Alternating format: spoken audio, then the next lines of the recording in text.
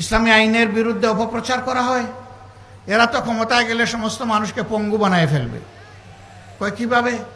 বলে যে এই দেশের মানুষ, বেশিরভাগ মানুষ জনগণের সম্পদ চুরি করে, তো বেশিরভাগ মানুষের হাত কাটা যদি যায় তাইলে তো এই সমাজটা হাত কাটা বাহিনীর সমাজ হয়ে যাবে।